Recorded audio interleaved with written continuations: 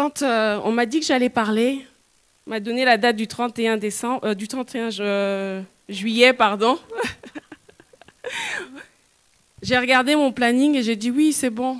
Il n'y aura personne à l'église, tout le monde sera en vacances, donc ce sera en petit comité. Et puis en fait, non, vous êtes un peu plus nombreux que je l'imaginais. Et mon mari m'a demandé, mais tu vas parler de quoi? Et sans que j'aie à répondre, il m'a dit, tu vas parler de la prière. J'ai regardé, j'ai dit, ah bah oui, il n'y a pas de surprise. Quand je prends le micro, c'est souvent pour parler de la prière. Et effectivement, ce matin, je voudrais parler de la prière. Ce matin, je voudrais parler de la prière. Je ne voudrais pas parler de la prière pour nous culpabiliser. Je ne voudrais pas parler de la prière ce matin pour nous mettre une pression. Non, ce matin, je voudrais parler de la prière en tant que relation. Amen. Souvent, lorsqu'on parle de la prière, on pense à l'adoration. Et c'est vrai.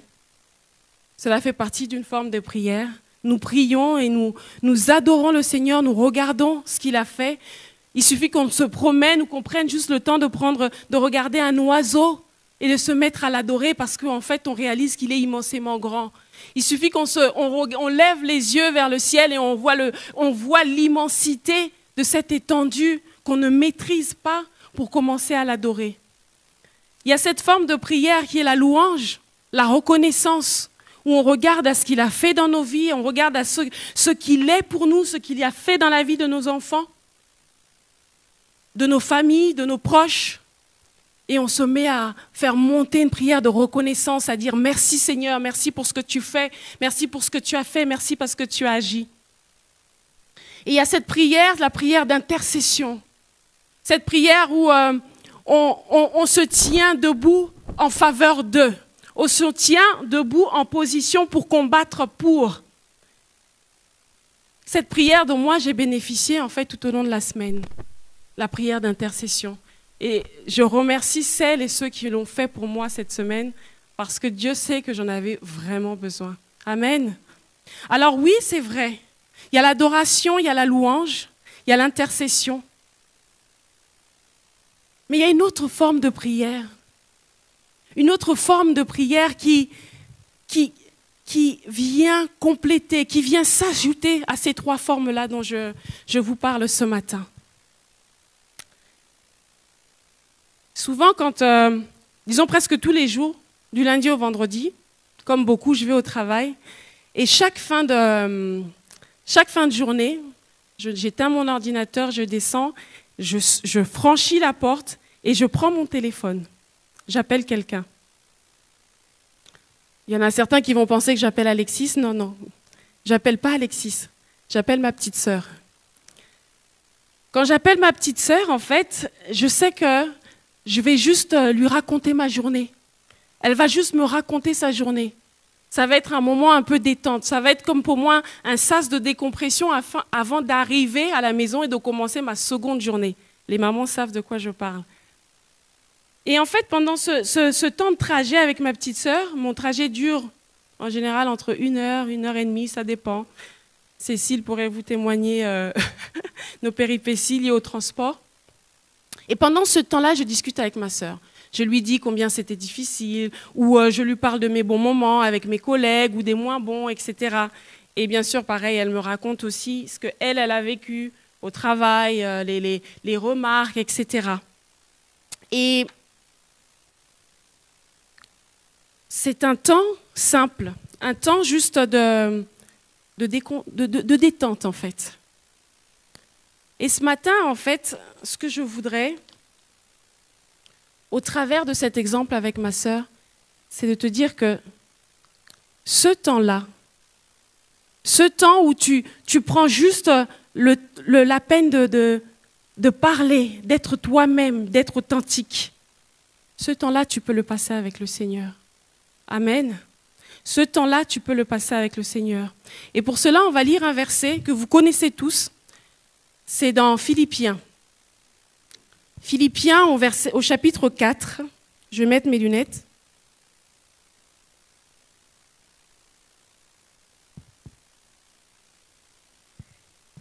Philippiens au chapitre 4 et le verset 6. Ça ne fonctionne pas? Ah, super, merci. En anglais? Non, non, non.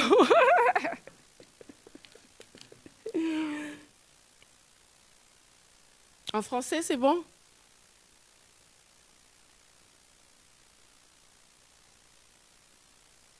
Ok.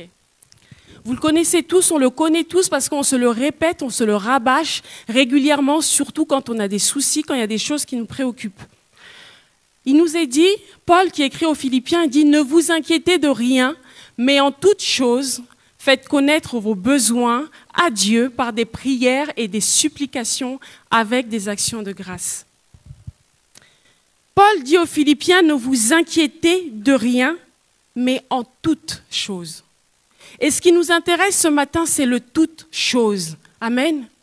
Ce qui m'intéresse ce matin, c'est de dire qu'en toute chose, je peux aller vers le Seigneur. Souvent, on vient vers le Seigneur avec une liste de courses. On se dit, ah, mais j'ai ça comme problème. Je veux que tu interviennes dans tel domaine. Mais là, Paul ne dit pas que non, c'est uniquement les choses qui te préoccupent. Mais en toute chose, ne vous inquiétez de rien, faites connaître toutes choses.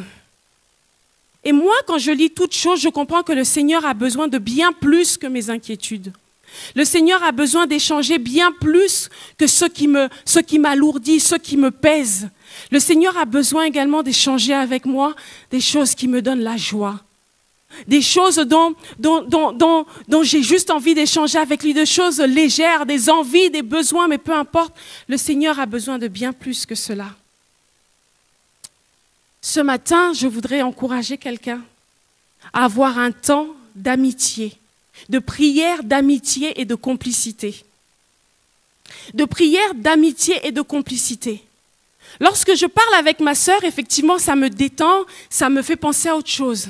Alors, à combien plus forte raison lorsque je vais aller parler à celui qui a créé ma sœur? À combien plus forte raison lorsque je vais aller parler au Créateur?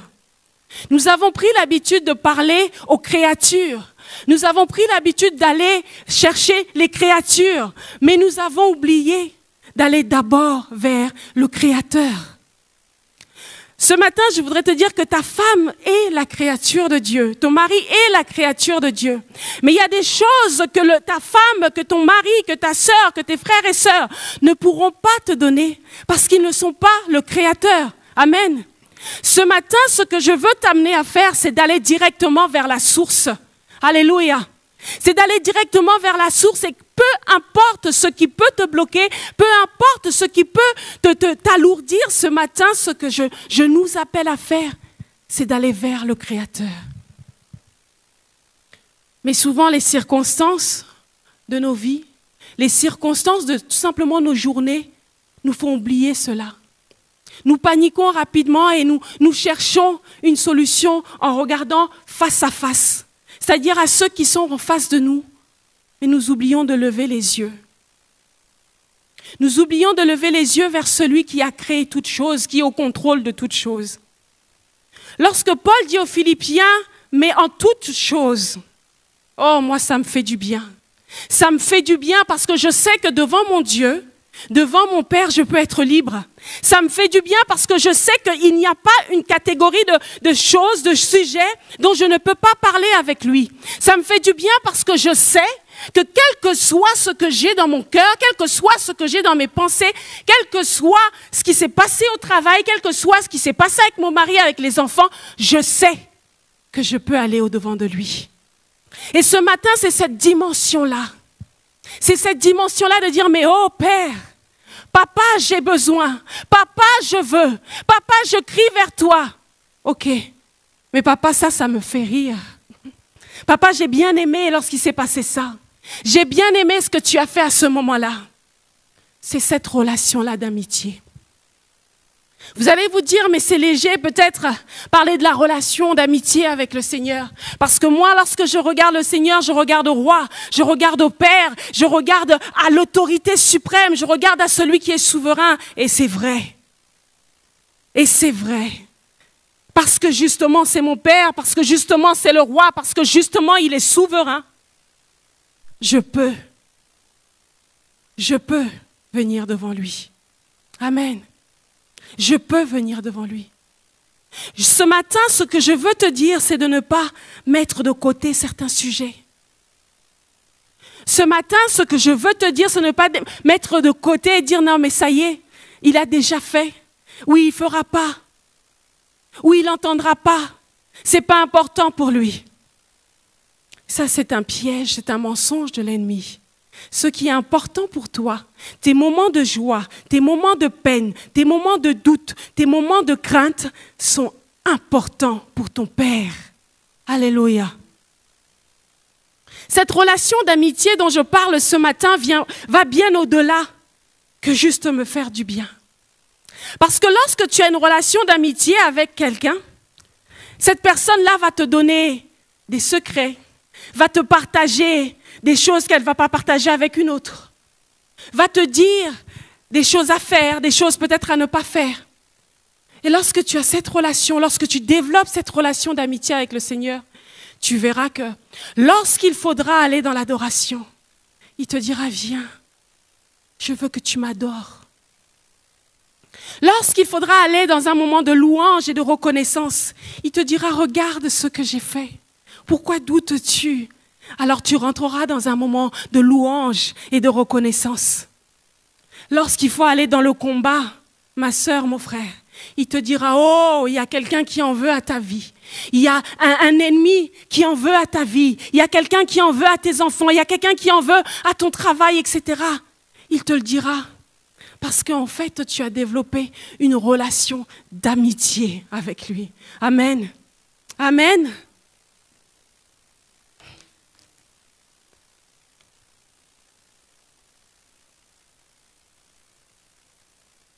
Cette relation où tu peux être authentique. Cette relation où tu peux être vrai. C'est cette relation-là dont je parle ce matin. Cette relation où tu n'as pas besoin de prendre de posture. Parce qu'à quoi bon? On a pris l'habitude de venir le dimanche et de prendre cette posture du chrétien du dimanche, de prendre cette position de chrétien du dimanche et tout va bien et tout le monde a la banane alors que, en fait, non, ça ne va pas. Que tu fasses encore semblant devant ceux qui te sont semblables. À la limite, je peux comprendre. Je me dis peut-être que tu crois qu'ils vont te juger ou ils vont mal parler de toi ou ils vont détourner les choses, ils vont transformer les choses. Mais que tu prennes posture devant ton Père, c'est une perte de temps réel. C'est une perte de temps réel. Alors ce matin, je t'invite à casser toute posture, à casser toute stature devant lui, mais à juste être tel que tu es. À juste être tel que tu es. À dire, Seigneur, voilà, je suis fatigué.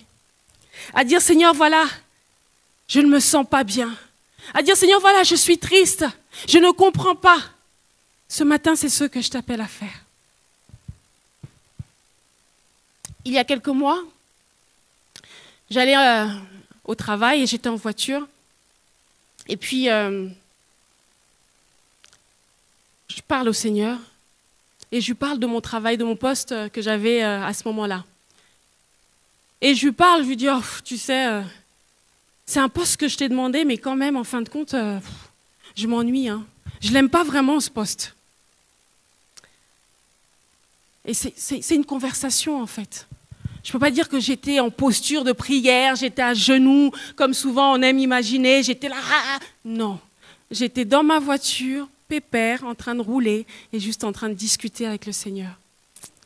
Et je lui dis, oui, c'est moi qui t'ai demandé ça, je t'ai demandé ce poste. Mais en fait, ça ne va pas trop. Alors si tu veux, enfin tu sais maintenant, comme je vous parle, comme je parlais. Et puis je roule, j'arrive au travail, puis quelques jours passent. Et 2 semaines plus tard, j'ai ma responsable de l'époque qui m'appelle en entretien. Et elle me dit, mais Placidia, j'ai l'impression que vous vous ennuyez sur votre poste. Et là, l'image de la voiture, le souvenir de la conversation que j'ai eue dans la voiture apparaît. Là, j'ai dit, waouh, même ça, tu fais. Non, mais Et devant ma responsable, je ne pouvais pas dire « Ah non, non, non, c'est pas vrai, je ne m'ennuie pas. » Parce que ce n'est pas très politiquement correct de dire à son responsable « Je m'ennuie sur le poste que tu me confies. » Et là, je lui dis « Oui, c'est vrai, je m'ennuie. » Je vous raccourcis le témoignage. 3 semaines après, j'étais sur un autre poste. Amen. Et ce poste-là, où je travaille avec les églises, les mosquées, les synagogues, les bonnes sœurs. Mes clients sont des bonnes sœurs, sont des prêtres, sont des pasteurs. Voilà. Et c'est comme si le Seigneur me disait, bah là, si tu me dis que tu t'ennuies, amen. Voilà la puissance de la relation d'amitié avec le Seigneur. Amen. Ne limitons pas le Seigneur sur des choses réglementées. Il t'a créé comme il t'a créé. Il sait comment tu parles, il sait comment tu t'exprimes, il sait ce dont tu as besoin. Alors évite de prendre tout plein de postures, évitons de prendre tout plein de mettre tout plein de rites là où il n'y a pas besoin. Dans une relation d'amitié est simple et vraie. Une relation d'amitié peut être profonde comme légère. On peut passer 1 heure à parler de choses qui pourraient changer le monde, comme 1 heure à parler de la déco, comme 1 heure à parler de la plante, comme 1 heure à parler de la mode. C'est cette relation-là que je nous invite à avoir avec le Seigneur. Et j'aime ce verset dans 1 Thessaloniciens. 1 Thessaloniciens au chapitre 5, verset 17. 1 Thessaloniciens 5, verset 17. Vous voyez bien que je n'ai pas de tablette, je n'ai pas de portable, je suis encore à l'ancienne avec mes papiers, que je ne me perde pas dans mes notes. J'aime ce verset. Priez sans cesse. Priez sans cesse. Et souvent, moi, j'ai eu ce verset, prier sans cesse. Au départ, je pensais, bah oui, il faut tout le temps prier. Faut tout le temps. Mais c'était en mode devoir, en mode, ah ouais, il faut. Mais à un moment, je me suis dit, mais quand même. Le Seigneur sait que toi et moi, on a un travail. Le Seigneur sait que toi et moi, on a des occupations, que toi et moi, on a des sujets, on a de quoi faire, on a tout plein de choses. Et malgré ça, il dit, priez sans cesse. Alors je me suis dit, non, il y a bien plus profond que juste être en posture de prière, être dans ma chambre. Non, ça veut dire qu'il me demande de faire de cela un mode de vie. Amen. Il me demande de faire de cela un mode de vie. Ça veut dire que je sois chez moi, que peu importe l'endroit, que je sois toujours connectée avec lui. Que je sois toujours connectée avec lui, quelle que soit la forme. Prier sans cesse. Ça veut dire que je suis à la maison avec mes enfants, je fais à manger, mais j'ai cette connexion-là avec lui. Je peux lui dire clairement, Seigneur, voilà, je fais mes spaghettis bolognaises, je fais ma paella, et je prends plaisir à être avec toi. C'est chercher à tout le temps être dans sa présence. Si c'est pas en parlant, en énonçant des mots, mais c'est peut-être en mettant une musique, en mettant une prédication, mais je veux m'environner. L'apôtre Paul nous invite à nous environner en tout temps de la présence de Dieu. Alléluia. Alléluia. Marcus m'a dit, maman, je te préviens, il n'y aura pas beaucoup d'amen. Hein. Tu ne penses pas... donc, il ne faut pas dire tout le temps Alléluia, Alléluia, parce qu'il n'y aura pas beaucoup d'amen. Alléluia. Amen. Yeah, merci. Amen, amen, amen. Vous savez ce qui nous... souvent nous rend la prière comme un protocole, comme un moment rigide. C'est parce qu'en fait, on vient avec ce qui nous pèse. Et on croit que parce que ça nous pèse, ça pèse également Dieu. On vient avec inquiétude parce qu'on pense, inconsciemment peut-être, mais que ce qui nous inquiète, quelque part, va aussi inquiéter Dieu. Ou encore pire, on se dit, ça fait des années que je demande ça. Alors ça veut dire qu'il ne va pas le faire. Pourquoi il le fera aujourd'hui? Il ne l'a pas fait hier. Amen. Mais en réalité, la prière, c'est le fait de lui faire confiance. Amen. La prière, c'est le fait de lui faire confiance. Et je voudrais qu'on revienne pour cela dans Philippiens 4. Dans Philippiens 4, au verset 7, il nous dit « Et la paix de Dieu, qui surpasse toute intelligence, gardera vos cœurs et vos pensées en Jésus-Christ. » Il dit « Ne vous inquiétez de rien, mais en toute chose, faites connaître vos besoins à Dieu par des prières et des supplications avec des actions de grâce. » Point. Et la paix de Dieu. Amen. C'est comme si, en fait, je viens avec mon souci, mon problème. Je vais le déposer à la croix. C'est ce qu'on dit souvent. Seigneur, je viens devant toi, tout déposer à la croix. Je verse. Et on sait tout ce que nous disons comme mot. Je viens avec mon problème. Je dépose. Je dis, je dépose à la croix. Je laisse cela entre tes mains. Et je suis censée repartir. Je suis censée continuer ce que j'avais à faire. Mais de temps en temps, je repars. Ah oui, mais non, t'as rien fait là. C'est toujours pareil. Elle a pas changé la boîte. C'est toujours la même chose. Bon, je te supplie, Seigneur, agis, je te dépose cette... Et je dépose. Et je repars un tout petit peu et je regarde. Il a fait ou il n'a pas fait? C'est souvent comme ça qu'on agit lorsque nous sommes en train de prier. On devient des contrôleurs d'exaucement. Amen. On devient des contrôleurs de dire, a-t-il fait? A-t-il pas fait? Va-t-il faire?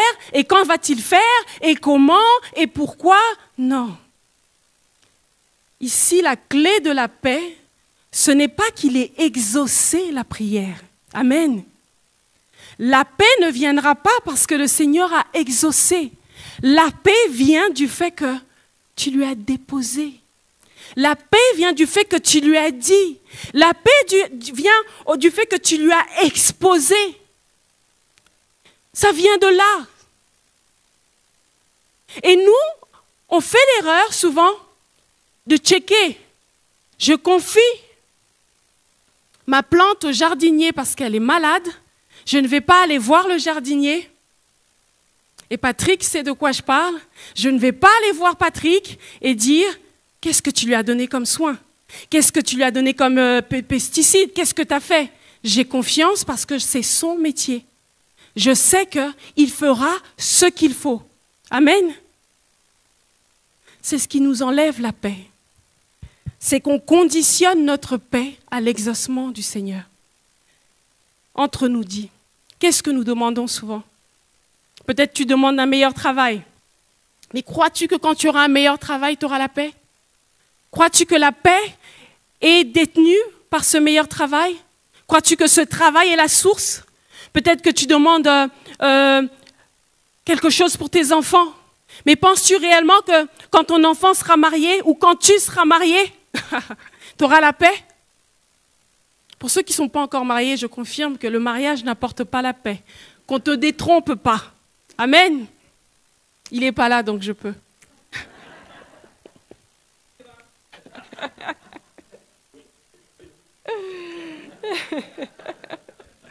Amen. Ce que nous demandons au Seigneur, en réalité, n'est pas la source.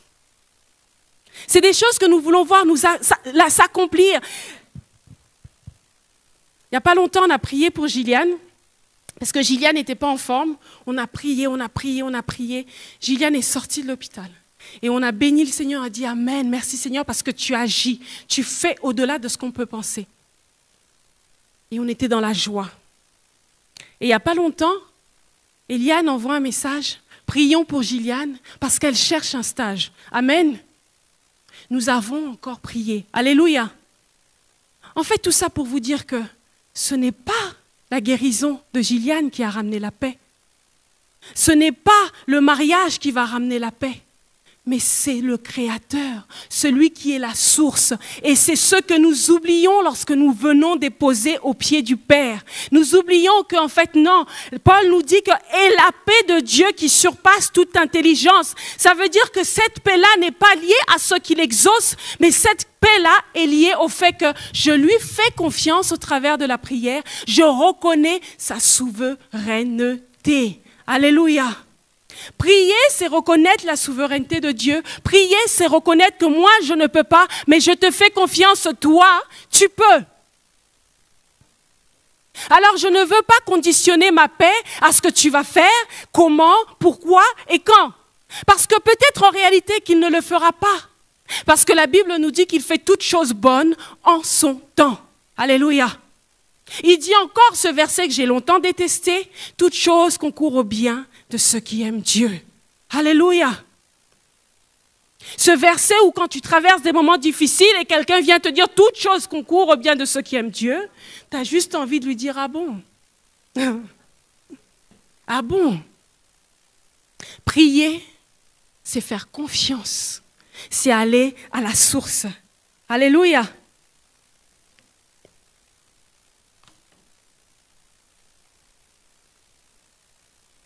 Développer la relation d'amitié avec le Seigneur. Derrière cette relation, il y a une puissance. Derrière cette relation, il y a une vision qui s'accompagne de cela parce qu'il dit qu'il renouvelle nos forces et nous prenons l'envol comme l'aigle. L'aigle prend de la hauteur. L'aigle regarde les choses d'en haut. C'est cela en fait. Développer la relation d'amitié nous amène à prendre une nouvelle posture au-devant de ceux qui nous font face, au-devant des défis, au-devant des problèmes. C'est cela que développer la relation d'amitié.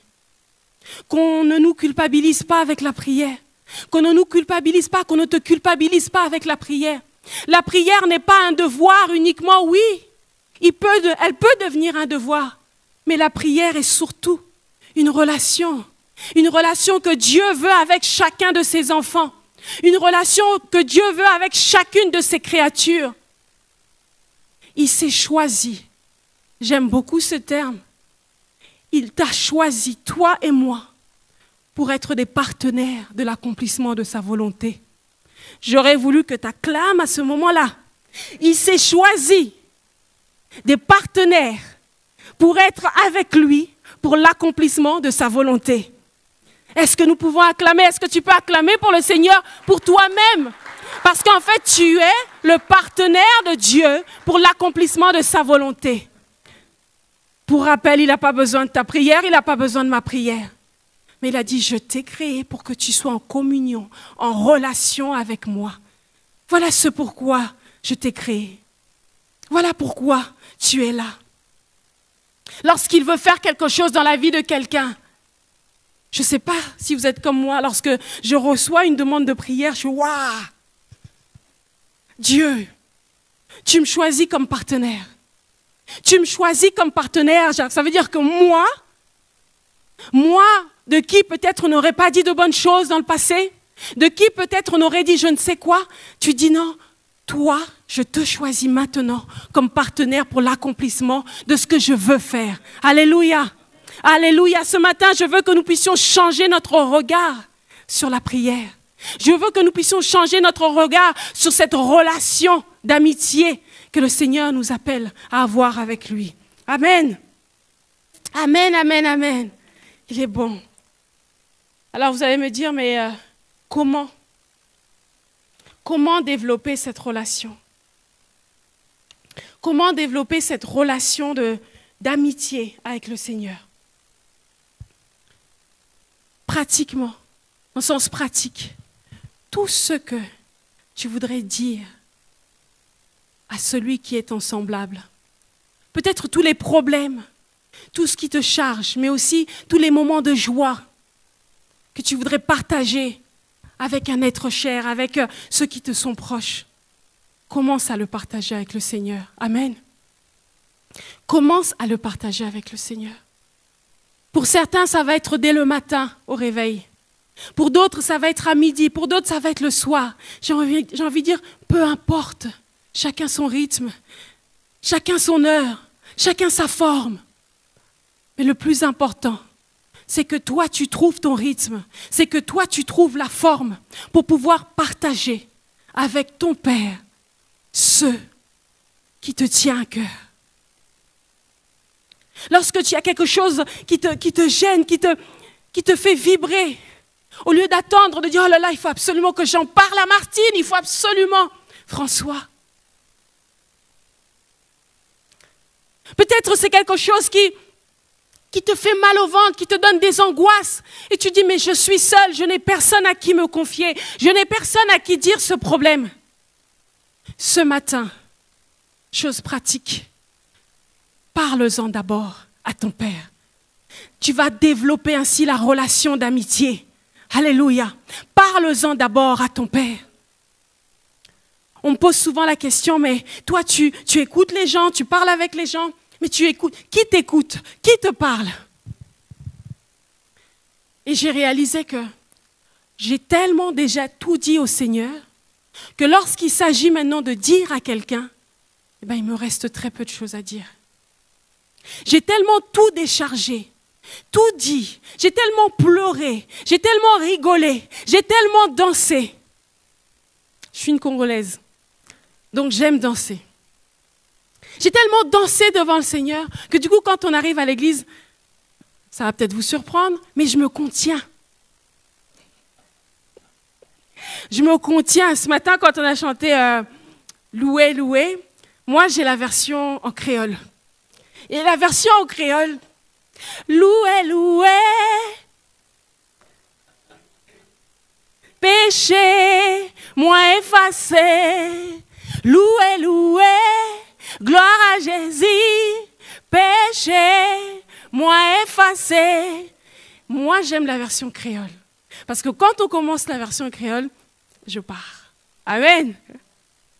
Donc quand j'ai déjà fait tout ça devant mon miroir, dans ma chambre, dans mon bureau, ben du coup, ce qui reste, quand j'ai déjà parlé, ce qui reste, c'est très peu. Amen. Et vous savez la différence. C'est que quand tu vas devant le Père, quand tu lui parles, quand tu décharges, quand tu redescends, il transforme cela en témoignage. Amen. Lorsque tu pars avec ton poids, lorsque tu pars avec ton fardeau devant le Seigneur et que tu déposes réellement, lorsque tu redescends, il transforme cela en témoignage. Amen. Alors peut-être que pendant que j'étais en train de parler, tu voyais des circonstances, des choses que tu n'arrives pas à dire au Seigneur, que tu n'arrives pas à lui exprimer. Ce matin, je voudrais te dire que il est là et il veut que tu lui dises toutes ces choses. Ce matin, je voudrais te dire qu'il sait, il connaît ton emploi du temps, il connaît tes freins, il connaît les blessures du passé, il connaît tout ce qui peut t'empêcher de t'approcher pleinement devant lui. Mais il te dit, viens et parle-moi, viens et dis-moi. Le fait de me dire, la paix qui surpasse tout entendement remplira nos cœurs et nos pensées en Jésus-Christ. Et nos pensées en Jésus-Christ. Amen. Que le Seigneur nous bénisse. Amen.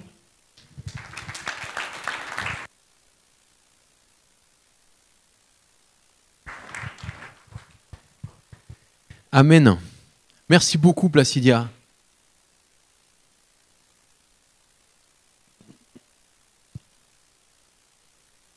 Je crois que Dieu, il nous invite vraiment à un changement de mentalité et à simplifier les choses. Notre Dieu, il est accessible, il est simple, il est efficace. Et la distance qui nous sépare de lui, c'est une prière. Et des fois, on mouline tellement.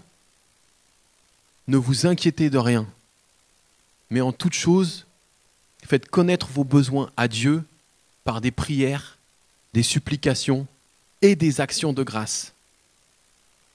Merci pour ce que tu, pour ce que tu es, pour ce que tu fais, pas pour tout ce qui me manque. Et la paix de Dieu qui surpasse toute intelligence gardera nos cœurs et nos pensées en Jésus-Christ. Ça, c'est la promesse qui est liée. Merci Seigneur d'avoir mis ce texte dans le cœur de ta servante, Seigneur. Merci pour tous les exemples, les cadeaux de ta part qu'elle nous a offerts pour vraiment qu'on puisse s'identifier et attraper cette promesse. Et on veut te remercier parce que tu n'es pas un Dieu lointain, tu es un Dieu qui est accessible. Et encore cette semaine, eh ben on veut vivre cette parole, Seigneur.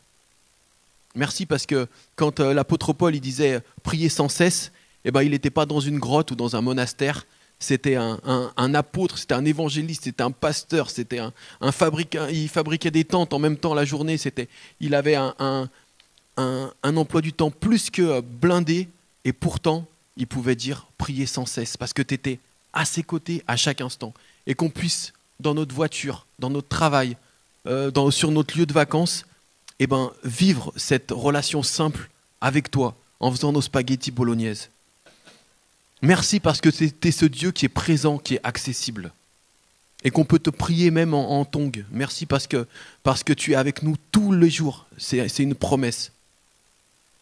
Merci parce que tu nous connais et tu nous aimes tels que nous sommes et tu vas encore nous transformer, encore nous rapprocher de ta gloire et de ta sainteté, Seigneur. Amen.